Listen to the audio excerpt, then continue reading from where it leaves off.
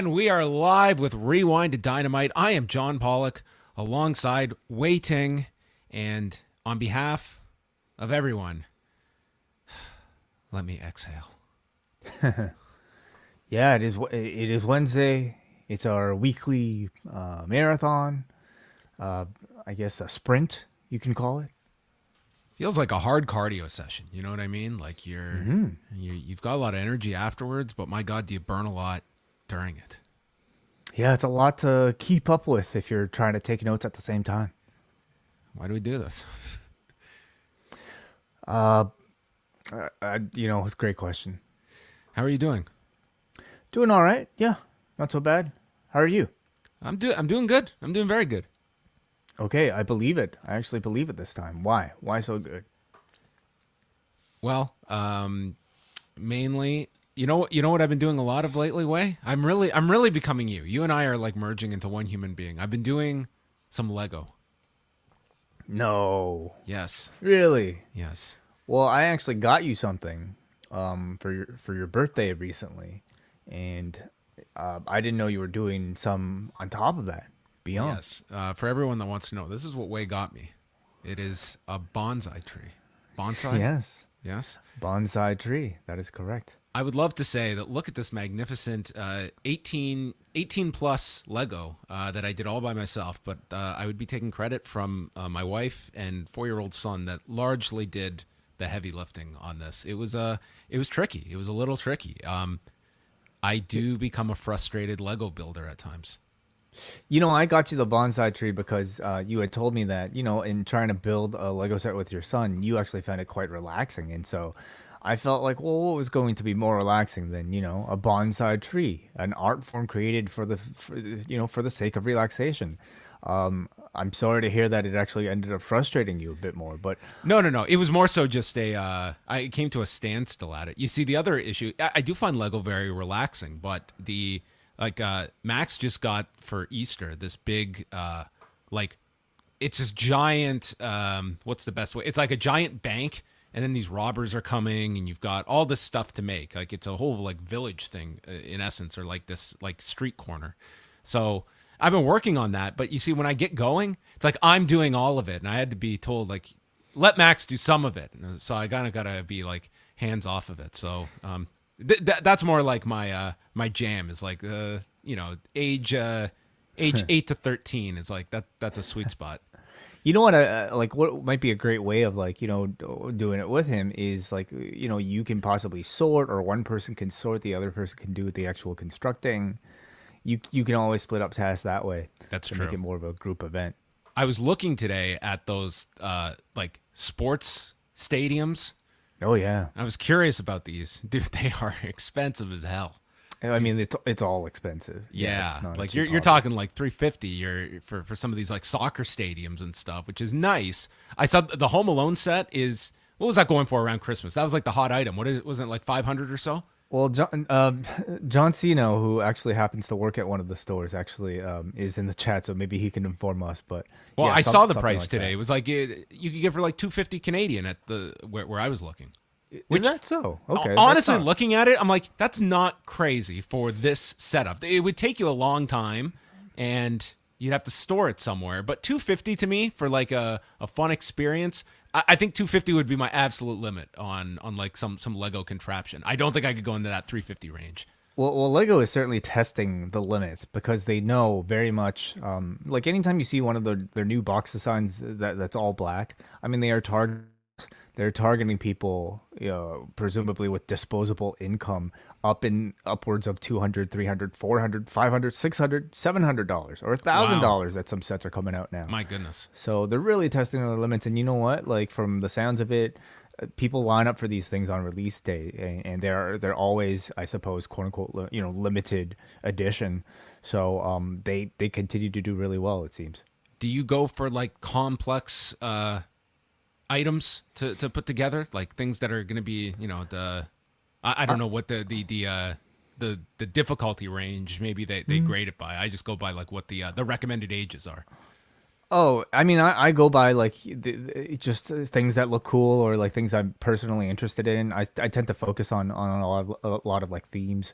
So for me, like yeah, maybe the build styles are maybe a bit more. To me, the experience and like the unique forms of construction. By the way, this is a wrestling podcast. I understand. We're seriously considering just ending the wrestling If portion. you've been listening to our shows for like 10 any amount of time, like we're done. this Okay, is we put in our time. Okay, we're moving on. We're moving on to bigger and better things. It's more than a wrestling podcast; it's a life podcast.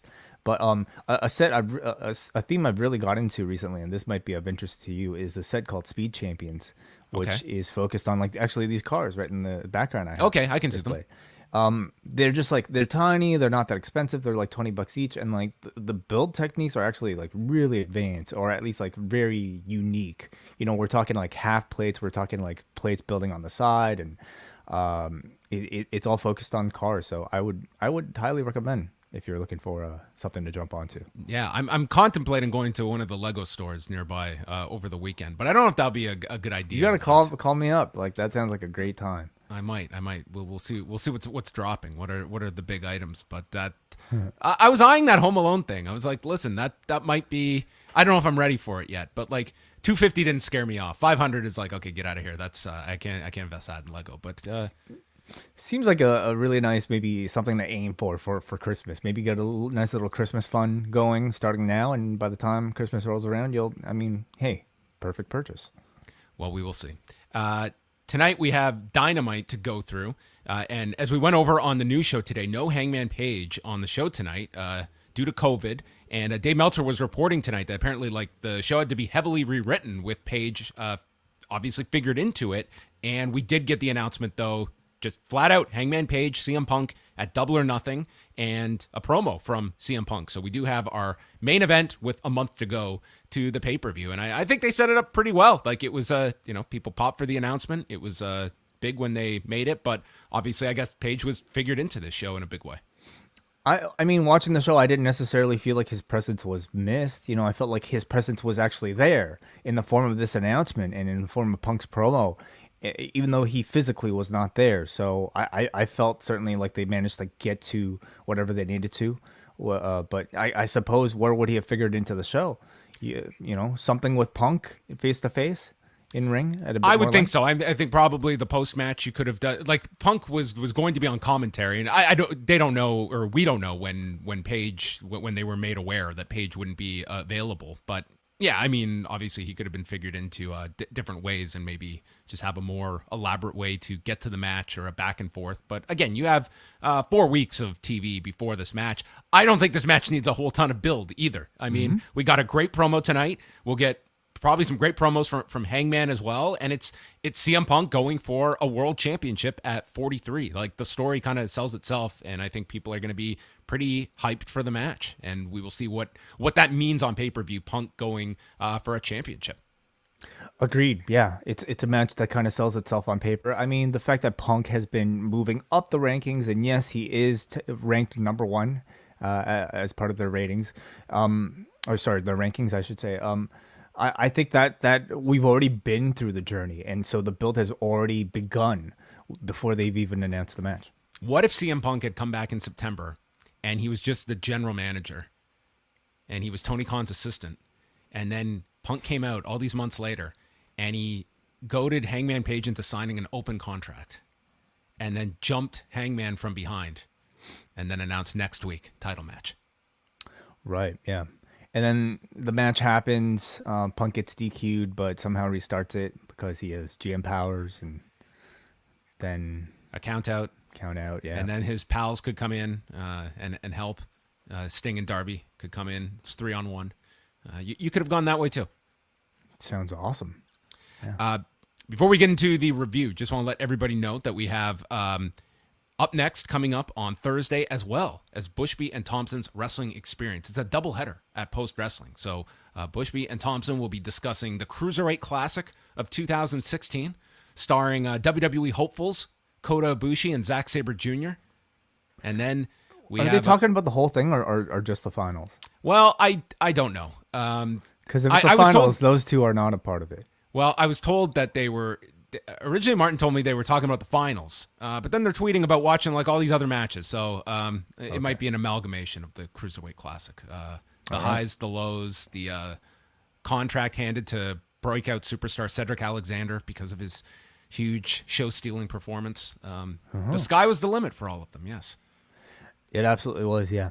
In addition to those things, we currently have up on our Patreon, postwrestlingcafe.com, you see it at the bottom of the screen right now, the latest edition of Ask Away, which was, I thought, a really interesting mailbag this month, John. A lot of really thought-provoking, very interesting questions from our audience. So we went about an hour, chatting about a lot of, kind of difficult issues, to be honest, but I thought we got some interesting conversation coming out of it. Certainly. Yes, some very good questions this month. So if you want to check that out, Post Wrestling Cafe members can grab that.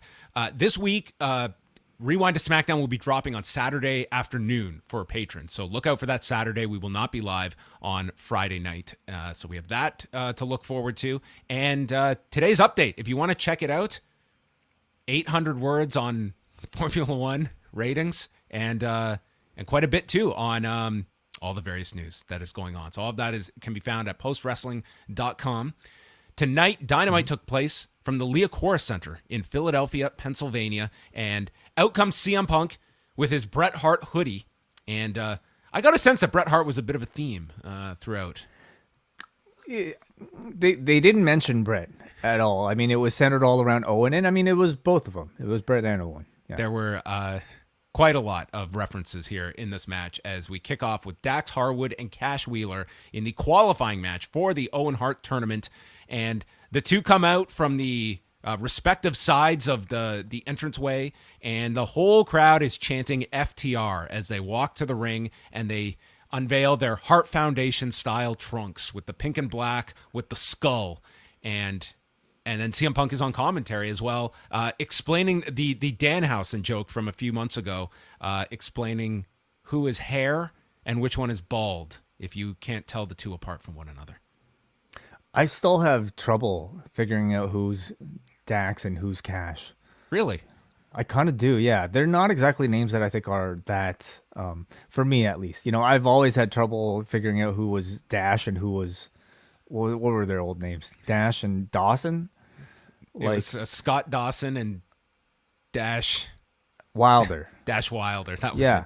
But I think those are way worse names. To me, they're all pretty interchangeable. All four of those names. So I still have to remind myself sometimes who's Dax and who's Cash. Well, the match began, and we get right off the bat, Cash is doing the somersault kip up. There were so many moves in this that if you're watching for tons of callbacks in this, they get to a stalemate. The crowd is applauding. They shake hands, and we get an errant thumb to the eye by Dax, and Cash shoves him out of the corner, and things are getting heated. And Dax just lights him up with chops before hitting a superplex and then a swan dive off of the top. And they state, don't go anywhere. A headbutt. Diving headbutt, yeah. Yeah, he missed off the top. Mm-hmm. And as they throw to picture-in-picture, we go to a full-on break in Canada. Yeah, kind of disappointing, especially this for was one of the few that I was pretty glued to, and this was a rare time where we didn't get picture-in-picture. I don't know if that was supposed to be the case because typically when Excalibur throws to picture-in-picture, Canadians get picture-in-picture just as well. So I don't know if something happened here, but I mean, a little unfortunate for a match in tribute to two Canadians that in Canada we didn't get to see throughout the commercial. Yes, that is true. There's a big European uppercut exchange, slingshot powerbomb that's turned into a roll-up by Cash, and then on the second try, Dax hits it. And then we get the WrestleMania 10 finish, the victory roll that is blocked by Dax, only a 2 count. Cash then knocks Dax off balance on the turnbuckle and goes for a backbreaker off the top with Dax flipping over in midair to land on top. That was the finish of Bret and Razor from the King of the Ring in '93. And then both are on the floor. They break the count. Cash is selling his knee. Dax is setting up for the sharpshooter, but he hesitates, and Cash then capitalizes with an inside cradle that Dax reverses, catching him in 15 minutes and 2 seconds, pinning Cash Wheeler. The two hug afterwards, and Dax Harwood becomes the first non-ROH champion in the Owen Hart Cup on the men's side. Okay. Yes, did not realize. Yeah. I thought this was fantastic. You know, a fantastic match on its own, but a fantastic tribute to Bret Hart and Owen Hart if you're watching for it. If you weren't watching for it, I think it was just a great brother versus brother style type of fight.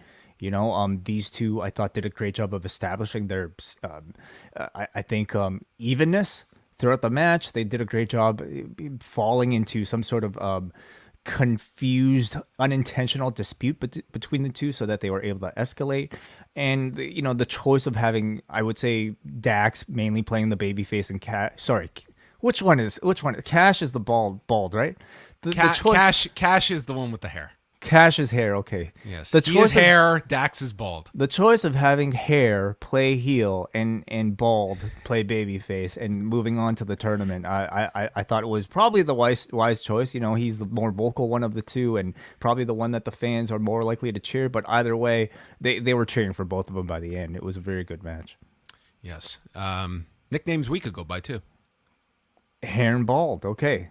Yes. Correct. Yeah, this was a great match. A lot of fun spots that they worked in here. Probably even more enjoyable when all the like GIFs come out tomorrow, where they'll just put them like side by side of like other little Easter eggs in there. But this just seemed like a match that these two, I'm sure, have thought about for a long time. I thought it was like I really like this spot of like the Dynamite opener. That's just like your really great wrestling match that gets 2 segments. You have a hot crowd.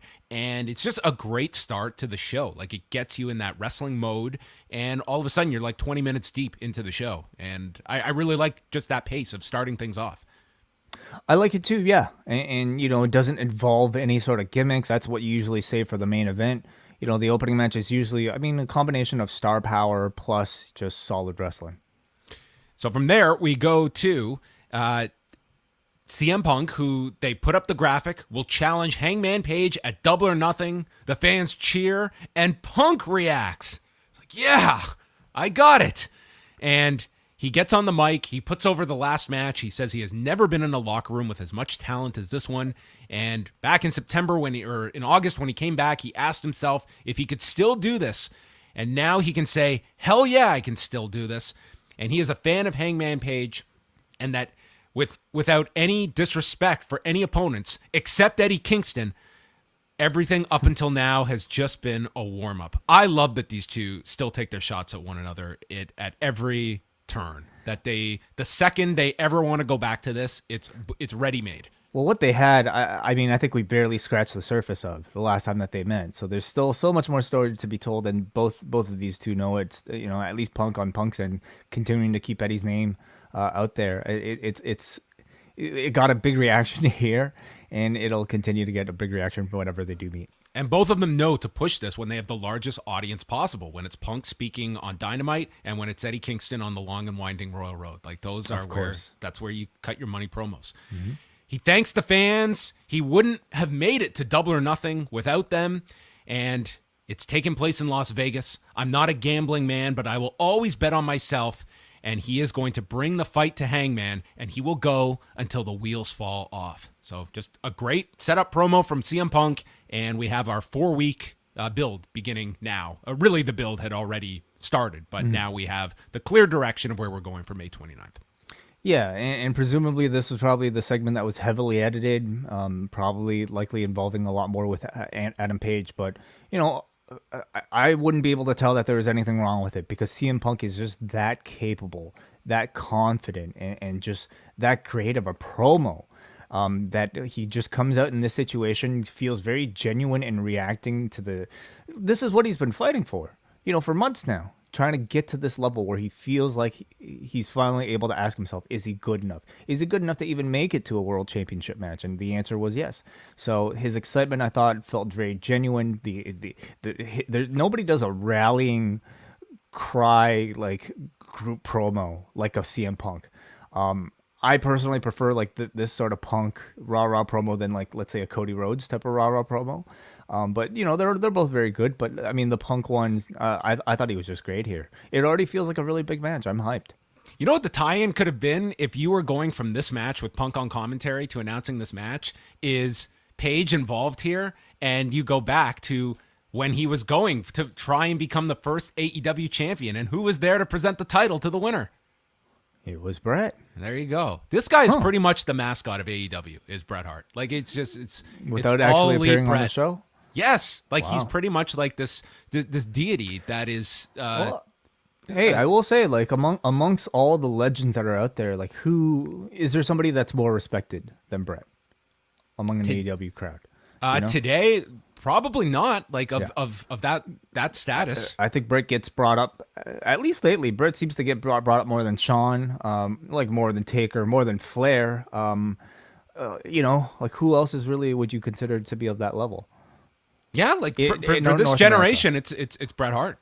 Like, Yeah, you know, totally. for another, it was like if you grew up in the Northeast in another generation, it's Bruno. It depends on where you are in the country, but of this age group of performers and such, yeah, Bret is going to be Maybe Eddie. Yeah, for some, sure.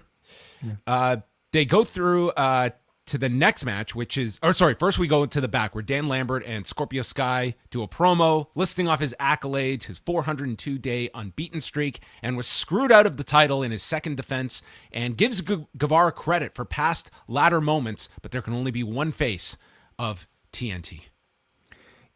Continuing from the trend, I mean, this was a total babyface promo from Scorpio Sky, even with Dan Lambert present. I mean, and you would see, of course, Sammy Guevara's response later. I mean, very much, very clear heel babyface directions here. And it's not like this crowd in Philly needed anything, any extra incentive to cheer against Sammy Guevara, but maybe the audience at home probably still needs a little bit more, and this just kind of gets rid of the ambiguity a little. I did not think this crowd would be as hot for Scorpio Sky as they were, particularly where the match peaked. But first we have the Trios match, which is pretty much just a weekly part of Dynamite now, with Bryan Danielson, Jon Moxley, and Wheeler Yuta out to his new music, new gear that looks like cover art for Dexter, just with blood splattered over white. That match with him and Mox and that bloody face is going to be attached to his career forever. Yeah. It's also a nice touch that Regal walks out with Yuta as well. Like that's like an added thing for Yuta's entrance. Like he's teaching him how to walk. This is how you make an entrance. That's it. And their opponents tonight, QT Marshall, Nick Comoroto, and Aaron Solo, as well, Anthony Ogogo in their corner. Yes, he's still around. Yes. Yuta is in his hometown, so they are going wild for Yuta. He has just skyrocketed to multiple higher levels than where he was 6 weeks ago. They go through the break. Danielson is kicking the hell out of Solo. There's a dive onto QT and Comoroto, and then goes for the label lock on Solo. That's broken up by QT, and then Moxley is in. It's 2-on-2. Solo then shoves Danielson off the turnbuckle, leaps off into a Danielson dropkick. He tags Yuta. Yuta applies a guillotine to Comoroto and then goes to the back for the rear naked choke. He's delivering elbows to the side of the head. QT and Solo come in, and they apply rear naked chokes together while Yuta is able to use a seatbelt cover, pinning Comoroto in 8:46. So once again, it's Yuta getting the win for the Trios. I continue to love these Blackpool Combat Club Trios matches, no matter who they're paired up against. I'm not at all sick of this formula of them just starting the match off incredibly hot and then just building and building and building. I felt, though, this one was maybe a little bit different in that, like, I thought it really showcased Wheeler Yuta, and it's part of the brilliance of having Wheeler Yuta be a part of this group. Obviously, it helps Yuta to be a part of it, but it really does help the group as a whole, because it gives the Blackpool Combat Club a vulnerability in these sort of matches. Typically Mox and Bryan are very overpowered as they are, as a team together. By having a rookie in, or at least, a trainee in Wheeler Yuta in there, you have somebody to, for the heels to build the heat on. And it keeps these matches from just being squash matches and allows your superstars and Bryan and Mox to be on TV a lot longer. So I think they're great. They gave Yuta the win here. They've just done a tremendous job, not just with the group, but of course with him. What do you see as the direction for the Blackpool Combat Club going into the pay-per-view? Because over the next few weeks, we're going to see kind of all the card come together, and I think it's kind of open where these three go. A trios setting I think would be really interesting. I mean, for a pay-per-view, I wouldn't normally say that because trios to me often feel like more like TV setting types of matches. But this group I think is really hot, especially the Yuta storyline. So They could set any number of trios ready. They've got about 11 trios groups in this company to choose from that you could go in different directions on. Excalibur mentioned that specific fact on tonight's show, talking about how many great trios teams we have. So I think it's inevitable that you go that direction with the belts when you're ready to do it. But it's ridiculous now. Yeah, I wonder if the line was put up there just, as a teaser. I took the line as clearly directing people to look at this thriving trios division that we have, for sure. Shivani is with Britt Baker, Jamie Hayter, and Toni Storm. I thought this was a Rampage repeat, but they are told no physicality. And then Storm brings in Ruby Soho, and Soho says how Baker and Hayter always pick on the new talent. And in the words of Owen Hart, enough is enough, and it's time for a change. And it's time for us to drop you. And Baker reminds them no physicality, and they're off to Ruby's home away from home, catering. It was a pretty funny line at the end, yeah. So Ruby used the enough is enough line, and I'm guessing that's the only one person can really get to use it throughout the entire course of the tournament, right? Okay, because come on, you can't have multiple people use it. What else are they going to use? Can't really use a nugget in this sort of instance,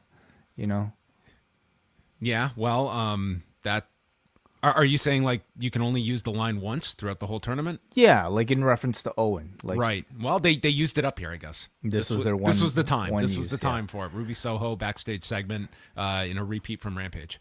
These backstage interviews, like you, John, I thought it was a repeat of what we just saw on Rampage, and I honestly felt it was just as forgettable as what we saw on Rampage between these four. Because I'm kind of ready for Toni Storm and Jamie Hayter to have their match, and this tournament doesn't start for another 2 weeks.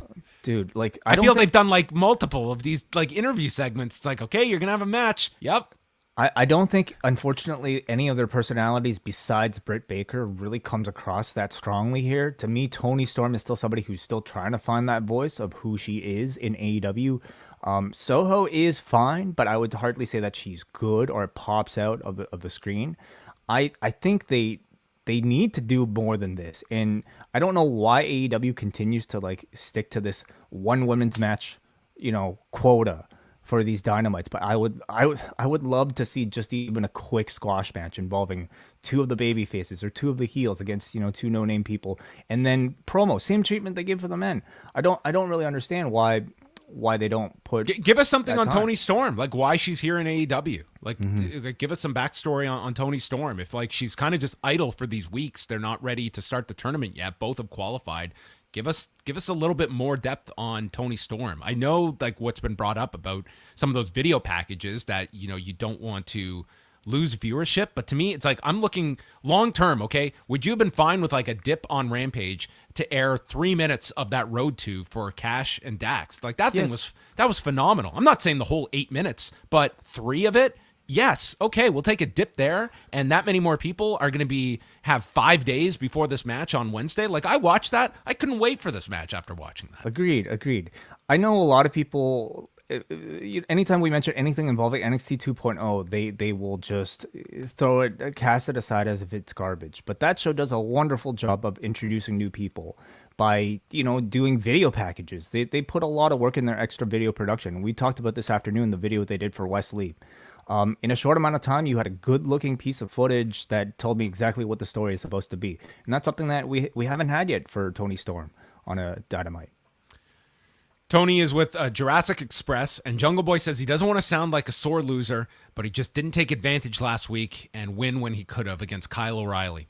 Christian Cage interrupts, calling him Jack, and said, "You're not a sore loser. You're a loser, and you are acting like a sore loser. But this is a teachable moment." As Christian Chase explained that you should issue a challenge to a top 5 team. And with that, Ricky Starks and Powerhouse Hobbs walked in and they won a match with the tag champions. Yeah. So, continuing what, the tease that they set last week with Christian possibly becoming heel sort of mentor, extra hard on Jungle Boy here. I feel like the turn was always brewing in the background. This is becoming a lot more heavy-handed than I think we've been used to with this group, and maybe it's about time that they start to do that. Or maybe it's a swerve. We don't know, but something is happening here. Maybe Jungle Boy is going to graduate and go to KJU. KJU doesn't really sound. I mean, it sounds cool. Cage University. Yes. What do you think of the name Toronto Metropolitan University? Yes, Toronto Metropolitan University. Is that what they're calling it? I think it's a name that there is no way that they can have any controversy attached to down the line. Yes. The former Ryerson University, of which you and I are alumni. Yes, so I have no issue with it. It's a school. Yes, we are now alumni of TMU, as you've dubbed it. Mm-hmm. Yeah. Do you think that'll catch on the abbreviated form? Timu Solani. Timu Solani. Yes. Number what was he? Anyway, I don't know. Let's move on. I don't know if that'll catch on. Yeah. Lance Archer and Wardlow. MJF and Spears are in the private box. They make fun of Philadelphia, who use their personalities as birth control. And then MJF summons the pig. Sans music. He comes out in handcuffs, flanked by security. The crowd is chanting for him. And we've got like a football team of security that are with him. And they all get laid out by Archer with a cannonball off the apron. But back into the ring, Wardlow comes at him with this flying Hurricane Rana, flips out of the corner, spears Archer. Archer then goes for a choke slam, and Wardlow powers his hand off. Double clothesline, both go down. Archer does the rope walk into a moonsault, and then a choke slam. Wardlow kicks out. He hits the blackout, but Wardlow then uses a crucifix for a 2 count, which they note is how Moxley beat Archer. Archer is down, and Wardlow hits a swanton. The straps come down. 1 powerbomb, 2 powerbombs, 3 powerbombs, 4 power bombs, and pins Lance Archer in 5.5 minutes. And instead of music playing, again, the crowd is just even louder now, chanting Wardlow. This thing is working so well. Absolutely. It's just like a marvel to watch at, like what they have crafted here, just the visual of it. Every crowd is just into this from city to city. It just works, and you have a match to build to, and it's like they've totally just worked themselves into like just a great scenario with this character, and now you do have to pull off the match with MJF at the end of it all. Yeah, certainly. Of course, like the planning and the setup and all the security guards, all the handcuffs, everything is great. But ultimately, so much of the success comes down to the 2 people in the ring.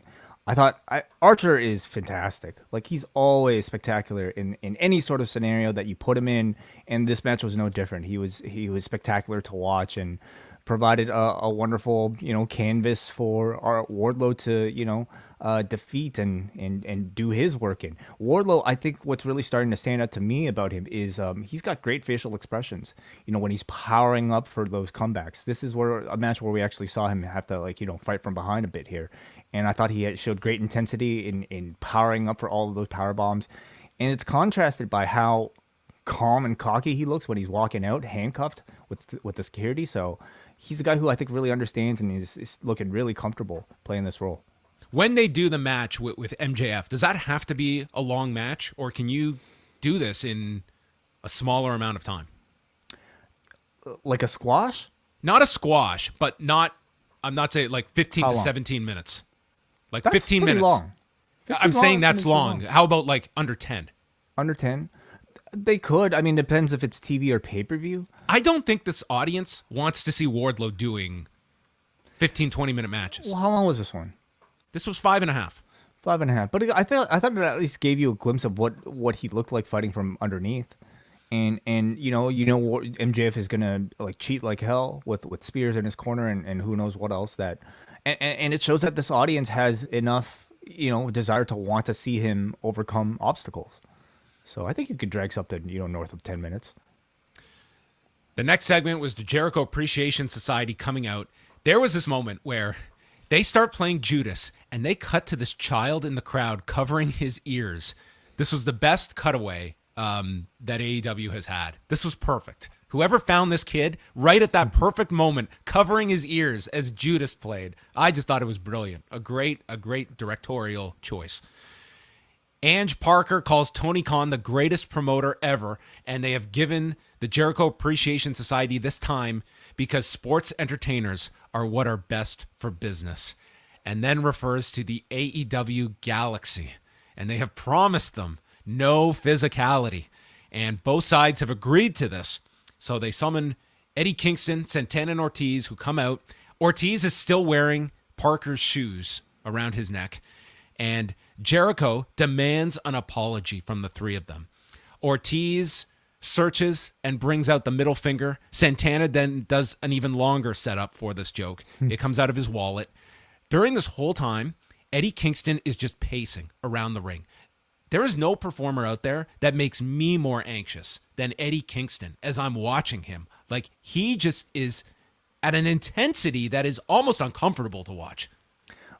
I think we have somebody like several maybe wrestlers that are back there, but like I think to me Eddie Kingston is somebody who's an example of somebody who uses probably some sort of method acting philosophy when it comes to, you know, his on-screen performances. To me, there's no other explanation for how somebody can feel so raw and so real and so intense, and maybe even a little too intense, you know, for the smoothness, I suppose, of the segment a little later on.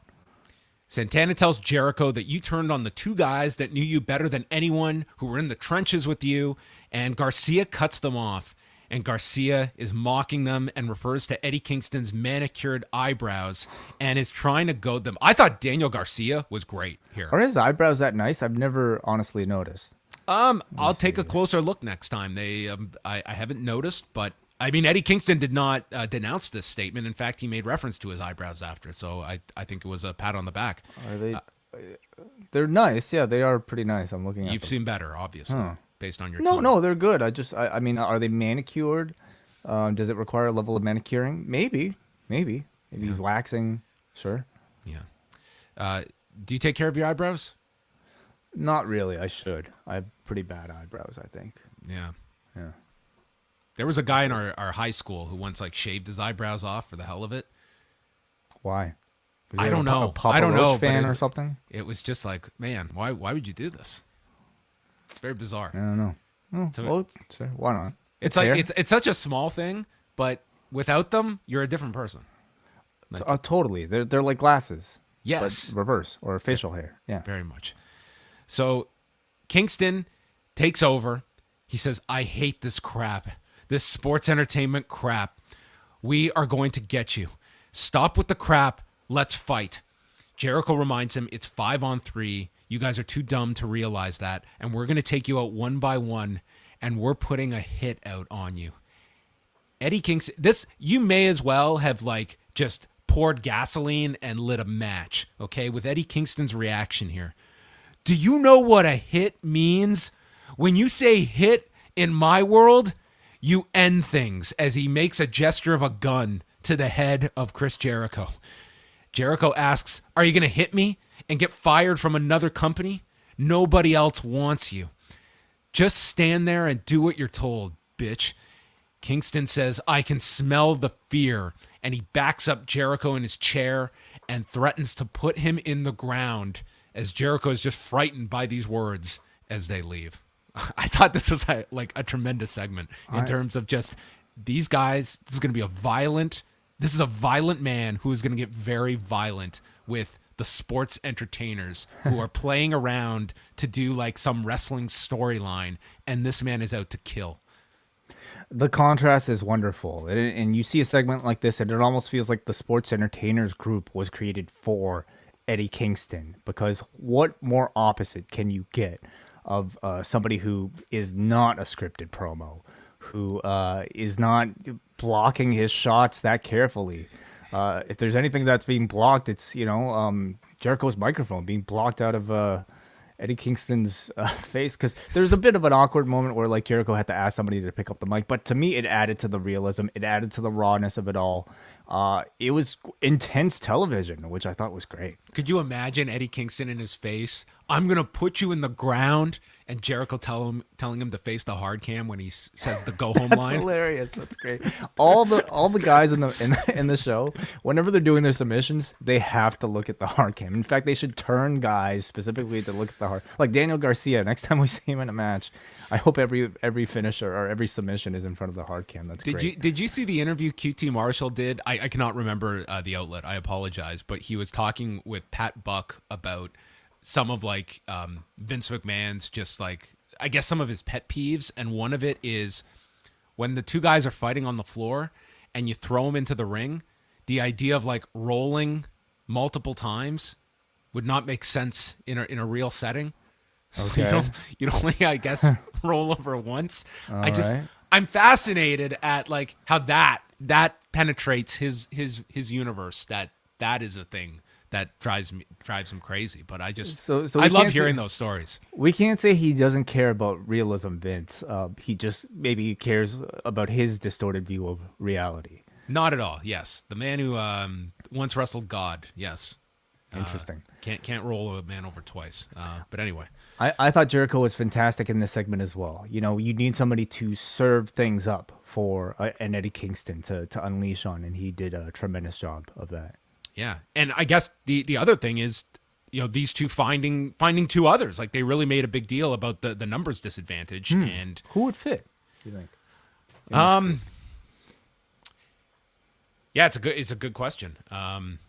They don't really have, like, you could bring in a homicide, like, because you do Okay. have that prior would involvement. Yeah, I would say Loki, but I don't know about that one or not. I don't know either. I don't know what response that would generate.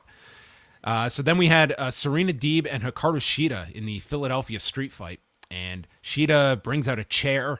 Deeb goes after the previously injured knee and then clips the knee of Shida on the apron and swings the chair at the knee, working it over. She's knocked to the floor. And then Deeb goes and gets a Ziploc bag with white powder in it. Yeah. I mean, why don't we just write cocaine on it? I mean, that's what everyone was thinking.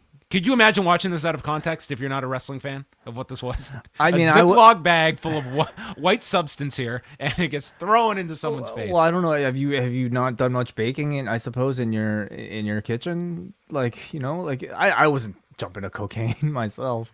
I think that's what everyone was thinking about. She goes, and then goes for the Deeb talk. So, I mean, we definitely had a theme established here. Sure, right. It's blocked. Shida is blinded by the cocaine and then has to find a kendo stick, and it's just swinging wildly and catches Deeb, but she's still blinded. So she pours water onto her eyes. There's a roundhouse knee into the chair that Deeb uses as a shield and then wraps the chair around Shida's knee. She climbs up and gets stopped with a chair shot. Shida hits a Falcon arrow off the turnbuckle, leading to a chant of "Holy Shida," while choking Deeb with the kendo stick. There's a thumb to the eye. Deeb talks onto the chair for a near fall. She applies the Serenity Lock. Shida gets to the rope, but there are no rope breaks, Aubrey informs her. So Serena pulls her, drills the knee over and over into the chair, and then applies the Texas Cloverleaf, forcing Shida to tap in 11 minutes and 39 seconds. And they show Thunder Rosa watching backstage. So that looks to be our title direction. Yeah, Deeb versus Rosa. Yeah. I thought the match was good, but there was certainly a quiet crowd response to it.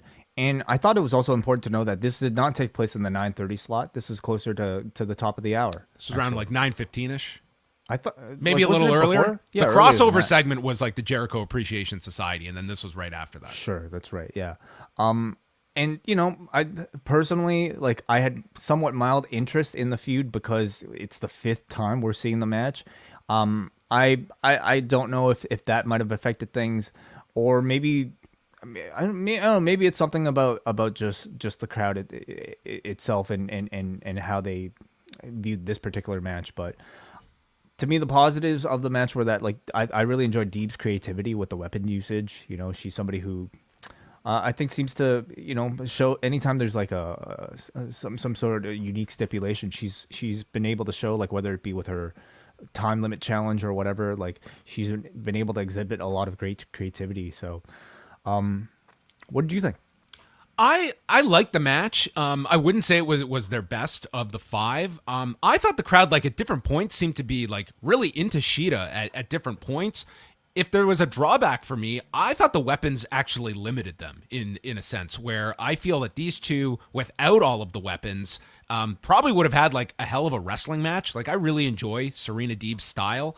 And I'm kind of just worn out on like the kendo sticks ad nauseum, and that kind of like brings it down a bit for me. But I can't say I really noticed it in the crowd. But and the finish at the end of it all with Deeb, like, I mean, it makes sense where you're going here with Thunder Rosa. So not their best match. I think I would go back to maybe their first or second one, which to me were like the strong ones in my memory going back.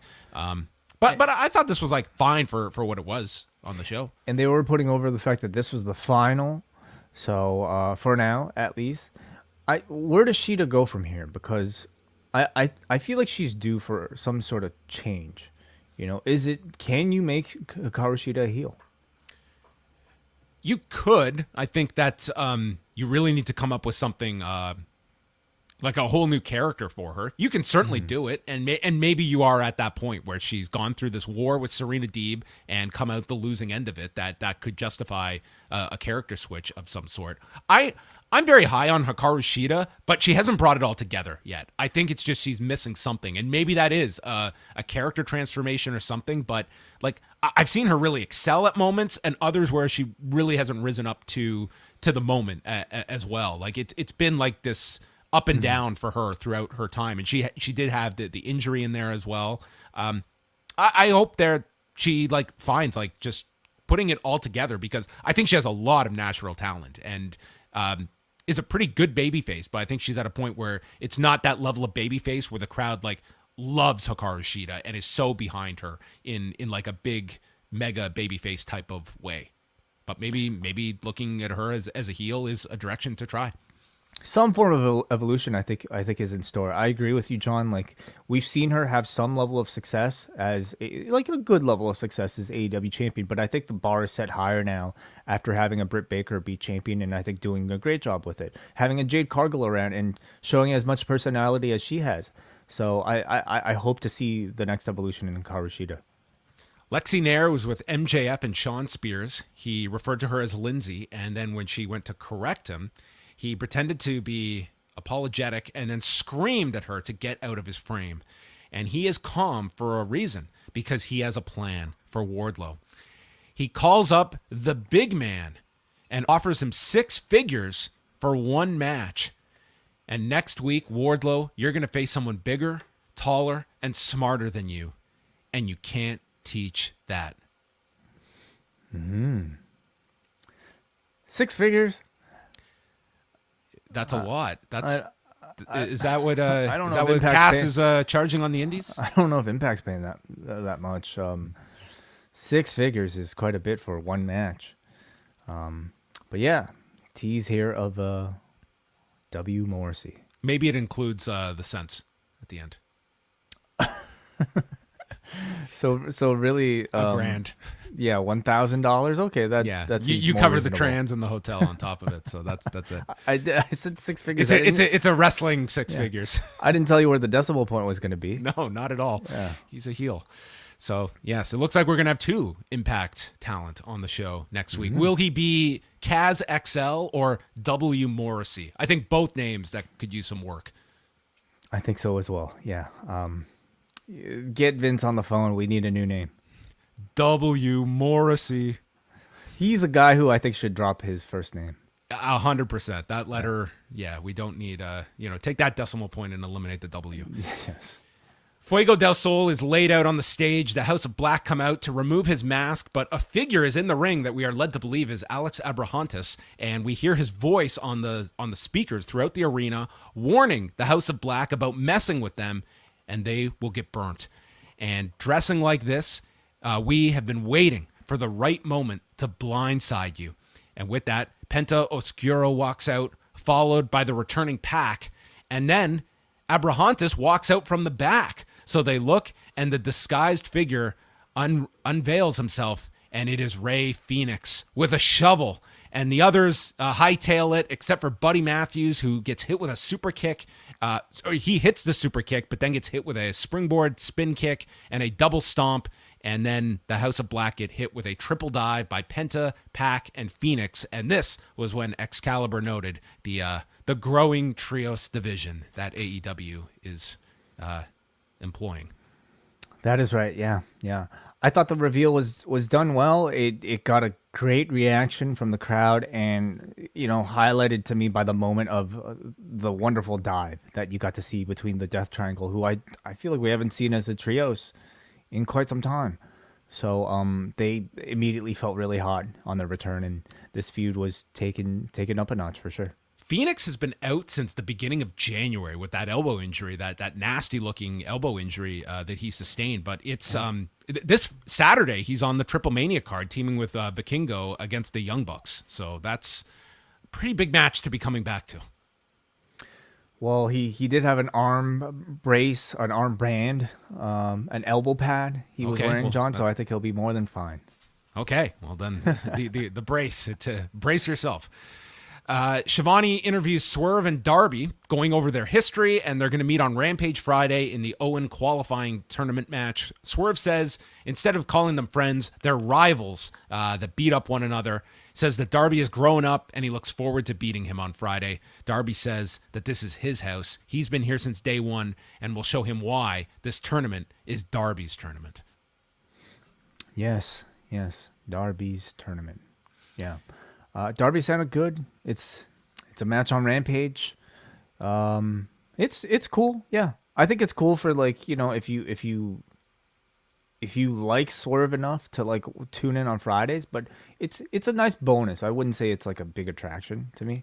Yeah, we'll go over the Rampage lineup in a minute. The 10-man tag saw the Undisputed Elite of Adam Cole, the Young Bucks, and Red Dragon taking on Dante Martin, Varsity Blondes, Lee Johnson, and Brock Anderson.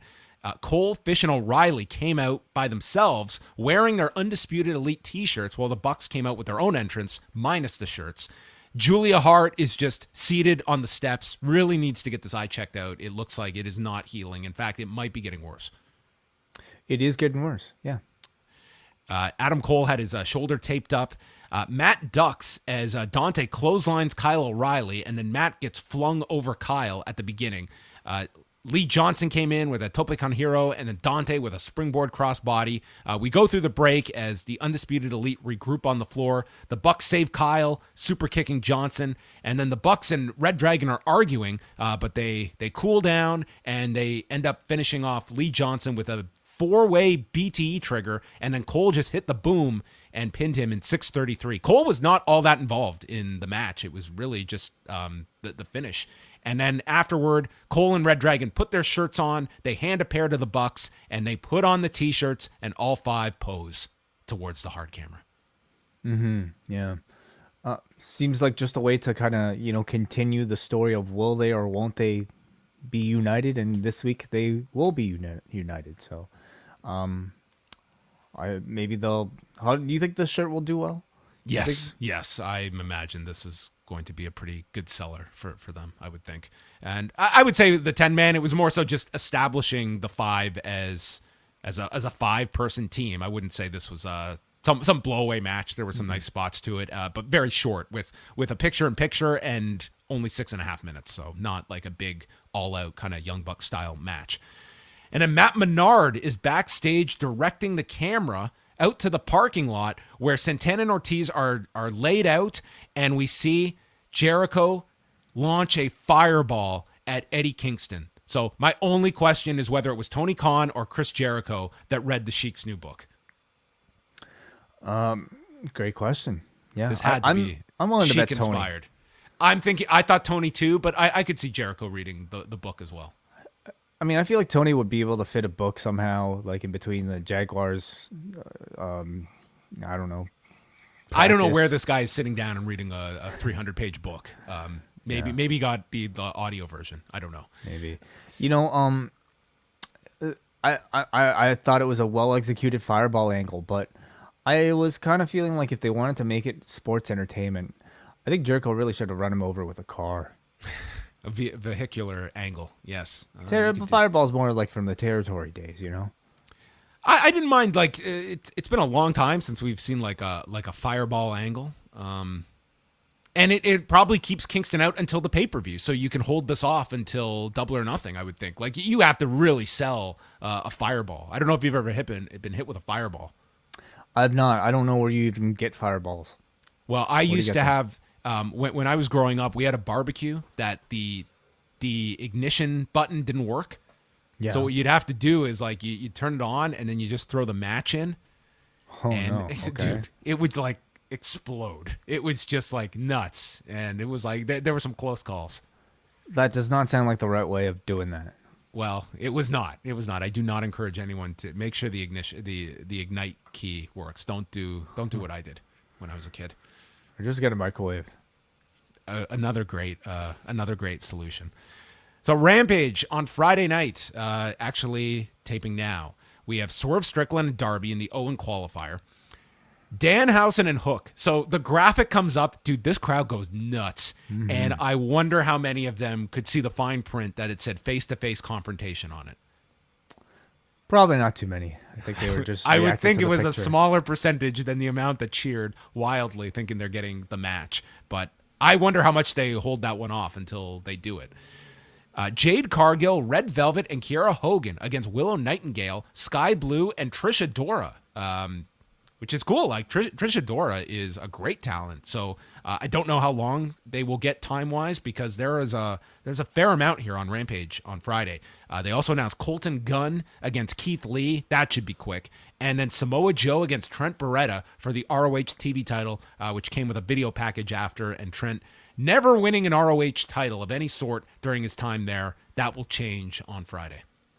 Big reaction for Danhausen and Hook. Big reaction for Joe. I could predict the Joe Beretta match to start the show. To start the show? Mm-hmm. Okay. And what? I mean, they tend to want to put the biggest names on first. I guess it's possible. Yeah, they could do that. And what, end with Swerve and Darby? I think those are going to be your bookends, Maybe. Whatever starts and whatever finishes. I guess we could start with Darby and Swerve as well. Then we have Dynamite next week announcing the champion versus champion match, Deonna Purrazzo against Mercedes Martinez. So that's happening in Baltimore next week, which was kind of the home of Sinclair as well. I don't know if they will tie that into it next week, but so they've got the match with Deonna set.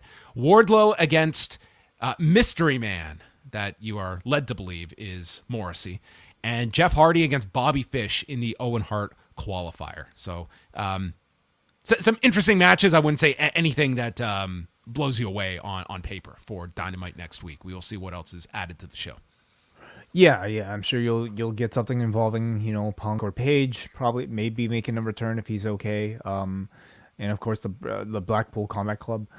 How do you expect them to maybe promote the ROH, the Deonna Purrazzo return match? How they promote it? Yeah.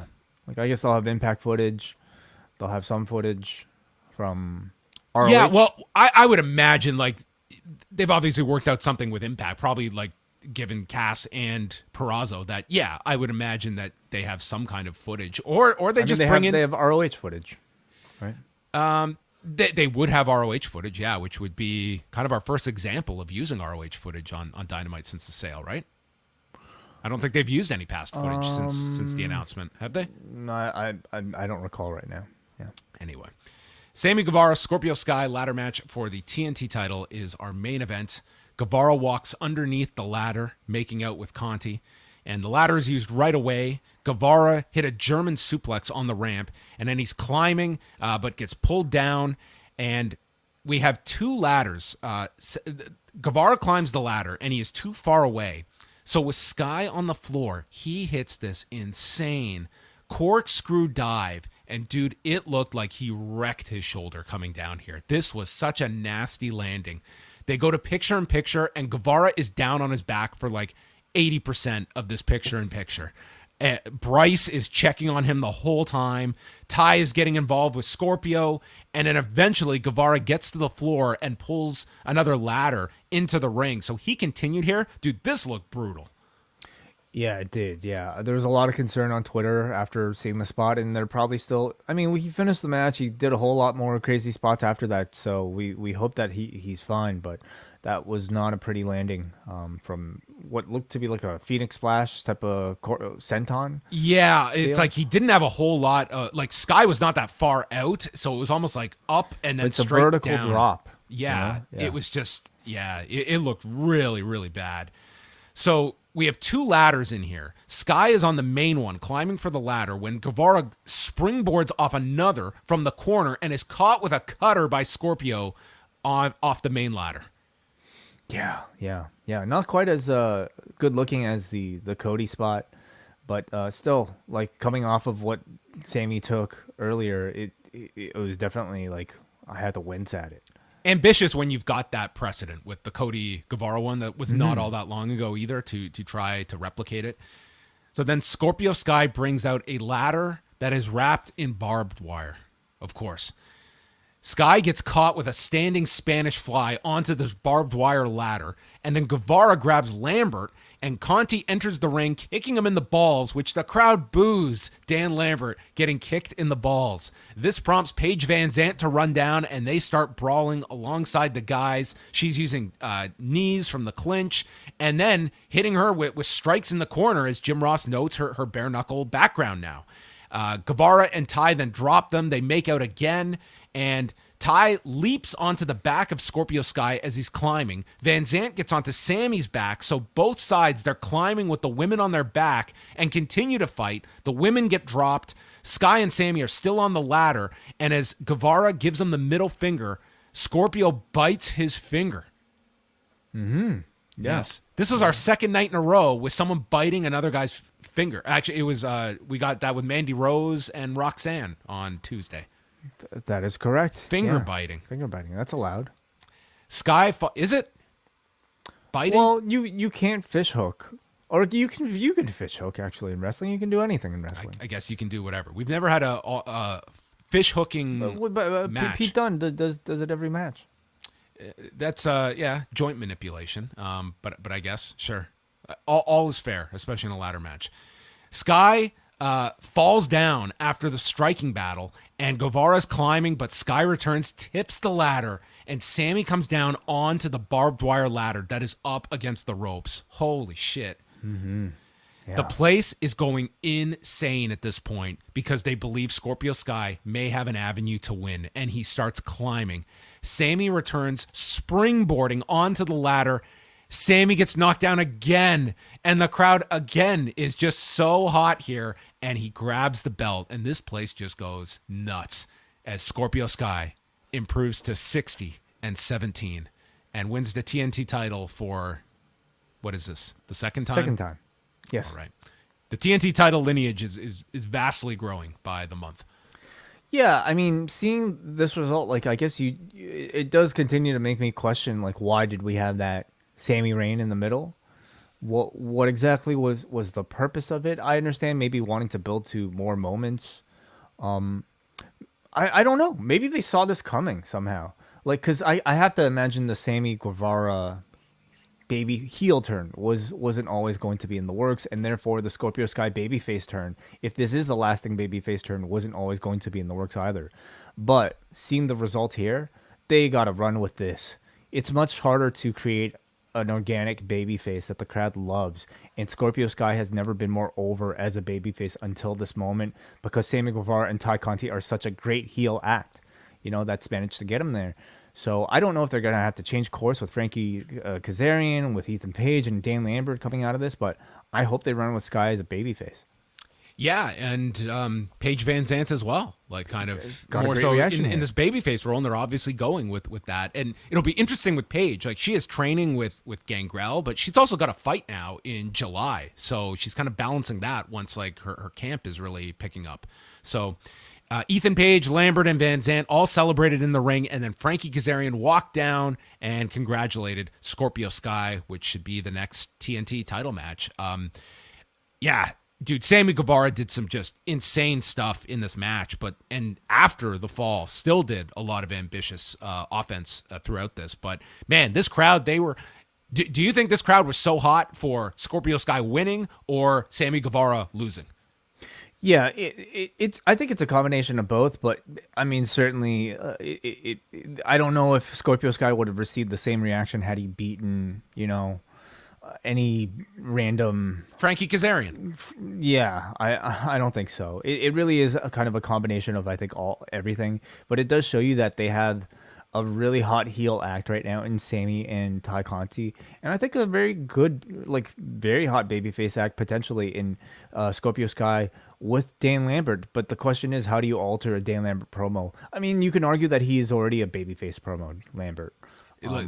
Dan Lambert is like, given his like fandom, I'm sure this guy could be a hell of a babyface that he has in him. Yeah. Or you could argue now's the time to cut bait with Scorpio Sky from Dan Lambert. Let Ethan Page be with Lambert, or just you separate that and put Lambert with a team or an individual that needs it.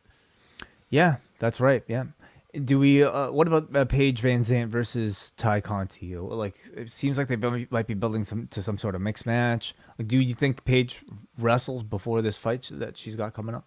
Well, I mean, last week they said the whole deal with their if he gets the ladder match, we get the mixed tag. So you've got to do that. Maybe that's the pay-per-view, and Kazarian is a TV match.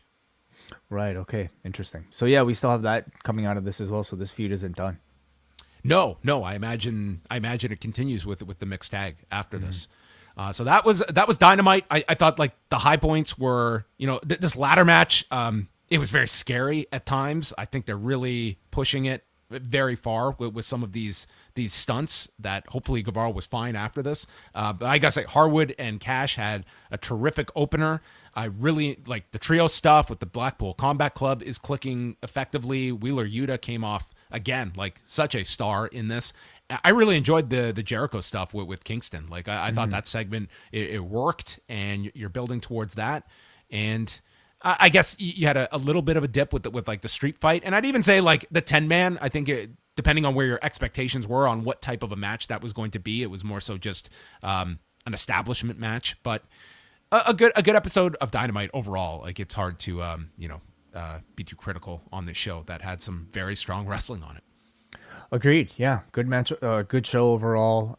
If you're gonna watch one thing coming out of the show, I definitely recommend the opening match between FTR and maybe the Eddie Kingston Jericho segment. That was really great too.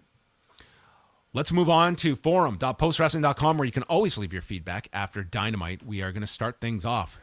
Let's start here off with a super chat here, John, if you don't mind. All right. This one comes to us from Jake from the Windy City. Thank you for the support as always, Jake. He asks, what would you do regarding the relationship between FTR and MJF?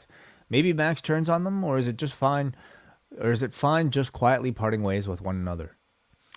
I think they just keep them separate now. I don't think they'll just drop it and not address it. That would seem very... MJF is a little busy with Wardlow, but I mean, Wardlow is in the midst of turning, and it could be as simple as having MJF join Wardlow at some point, if they want to cement the babyface turn. But I think ultimately, yeah, I'm with you, John. I think they eventually go back and answer those questions, but maybe right now isn't necessarily the time yet. Yeah, I wouldn't want to like mess up with like this, what they've got with FTR. I don't know if you could have envisioned this kind of a month for them of where they are, and just such a beloved tag team at this point that maybe that has just caused you just run with it. Like that's sometimes you can't predict what kind of a match quality you're going to have and the reception to that match quality that has put FTR into this unique space now. And I wouldn't mess with what they've got going on with MJF and Wardlow. No, I don't think this is pressing that you need to address it right now either. Right. Thank you, Jake. We go to Hansi. Thank you for your support, Hansi. He asks, he says, TNT title matches mean more over feuds than open challenge title defenses, even if the quality is there for open title matches. Okay. TNT title matches mean more over feuds than open title challenge defenses, so he's saying he prefers TNT title matches more when there are feuds involved. I agree. Yeah, I think there's a time and a place. Like the open challenge worked for the time that Cody had it. It was like really engaging programming each week with these interesting matches. But I mean, there were surprises too that we didn't see coming. People like an Eddie Kingston or a Warhorse. Yes, remember a wide range of opponents. Let us go now to Cody from Maine. He says, as per usual, there was a lot on the show, but what an enjoyable 2 hours of wrestling. While it might not have been the original plan, I think we got the best outcome for the TNT title picture. Sammy is a heel, as he needed to be, and Scorpio gets another big moment on Dynamite, as he needed to have. I'm also very excited to see who joins up with Kingston and Proud and Powerful. With Jericho emphasizing the numbers advantage, the only question seems to be, will it be a duo who are already established within AEW or new arrivals?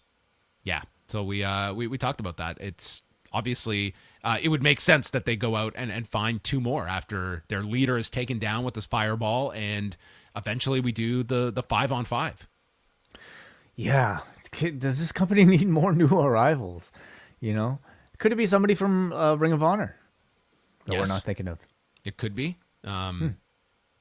Yeah, I want it to be someone that like it makes sense. Like there's some existing relationship, or whether it be like rivals of Jericho or like some connection with like Kingston, Santana, and Ortiz. So yeah, you could go different directions. There's options out there.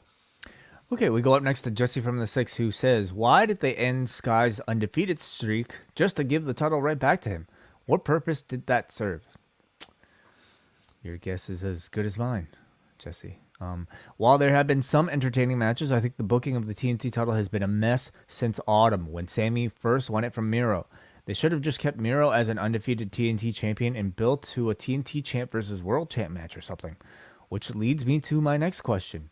Where is Miro? Miro's been out since November. So, I mean, there's no update on him. I think as we speak, he is in Bulgaria, I think he said. He's been out rehabbing, or has he just not been used? I believe it was an injury. Oh, okay. So with that brief return, is it the same injury from what he had before? Do not know. Okay. Don't want to. When was his brief return? Because I think he's been out since November, hasn't he? Since the pay-per-view. He had the Danielson match at the pay-per-view. Yeah, well, that was the brief return. Okay, well, that was the end of the tournament. They had the tournament final at Full Gear, and I think that was the last that he has been there. Right. Okay. We go to Benjamin from Toronto, who says, this show has so much happening all the time. I love the MJF Wardlow program. I wish Santana could have just got more into his promo before Garcia cut him off. And I'm loving the satire of WWE-isms by the JAS. Not Dynamite specific, but AEW in general. I know we get backstage in some promo segments, and the wrestling is great. I would love if some of the many, many talents could get more promo time. I was watching Dark and Dark Elevation this week, and there are talents like Red Velvet who just turned heel, and the broadcast team has to do some repetitive verbal gymnastics to explain her heel turn. I'm game for a Punk title run, more for what it means for Page's character. For instance, Page loses to Punk, and then he starts to question himself about his station and status. Whether he was a champion, the way that a Punk has been a champion, or Danielson, or Omega, or Moxley, he feels a bit of imposter syndrome and wonders whether or not he's really on that level, and that's his road back. So Benjamin here, kind of like, booking ahead for Hangman Page title loss and what his next story will be. And that sounds pretty compelling, like certainly like the Page character upon chasing for the championship has been that sort of like self-doubting character. And you can argue that he was probably hottest when he was chasing, when he was playing that sort of, self-doubting personality. So losing the belt would be a great way to set that back up. Yeah, I would say, you don't know how it's going to play out over the next month, but I think there's a pretty compelling reason to go with Punk coming out of this pay-per-view for a lot of reasons. Last word goes to Kate from Montreal. I wasn't crazy about the shenanigans in the main event match, not the least because Paige doesn't look like she's quite ready for prime time yet, but I thought that the last part was really well done and made Scorpio Sky feel like a proper champion. I'm glad that they went with what the crowd wanted. Sky as a babyface and Sammy as a heel. It feels much more natural that way. Do you think that they'll break up the Men of the Year to have them feud over the title? I can't figure out if Rampage is particularly stacked this week or if I'm just excited because it's got a lot of people I really enjoy on it. I wouldn't call this a stacked edition, but I think it'll be a pretty good hour of wrestling. I'm looking forward to many of the matches on Friday. But I wouldn't say it's like a loaded up edition of the show. In terms of the Men of the Year, yeah, we kind of just talked about that. I think that is a potential option because Dan Lambert as a babyface, I just don't see there being as much of a need for him in that babyface role. I think it's a tougher spot to be a babyface manager, and much less of whether he's a great babyface or not. We know he's a great heel, and is that going to be like, is that his value on the show? And perhaps you separate him from Scorpio Sky. I also feel like we need a bit more clarity about this whole American Top Team thing. Who exactly is involved in the wrestling side of things from American Top Team, and can we get at least some consistency? Is Paige is supposed to do a mixed tag? Okay, great, but beyond that, like, are we still seeing Austin Vanderford? Is Jorge Masvidal still going to continue to be teased. The association still seems to be Jericho very is waiting. loose. Jericho's just waiting for the Jorge Masvidal match. Jericho has programs that with Tyson, with Jorge Masvidal. I mean, Jericho's been waiting so long; he's already a heel. Okay, and I don't know if Masvidal was supposed to be a babyface. I forget, but I think we just make Lambert a heel manager at this point. Lambert as a heel manager. Yes. Okay. Yeah, I mean, maybe they just keep him in that role. But yeah, Sky and Paige separating, I could see them doing that when the time is right. I think Paige is like, he's a terrific promo. He really does not need a mouthpiece with him. Yeah, I agree. All right. Well, thank you, everybody, for your feedback. It's going to wrap up the show. We are back on Thursday, live at 1 p.m. Eastern Time with the post-daily news show. So check back then. What do you think we'll be talking about on Thursday? Predict. I predict NXT ratings. You probably mentioned that. Yes. Maybe a bit of well, hopefully it's all good news. Hopefully. Not bad news. Yes. Actually, we'll go over some of the stuff. Do you know how crazy this weekend is? There is so much stuff happening this weekend. That AAA show, the Cinderella finals are on Friday. Noah's got their 2 shows. New Japan has that show in Fukuoka. Crazy way. All of these. Always a lot going on. Yeah. Yes. All right, everybody. Thank you for tuning in to Rewind-A-Dynamite. That's going to wrap up the show. We will speak with you on Thursday.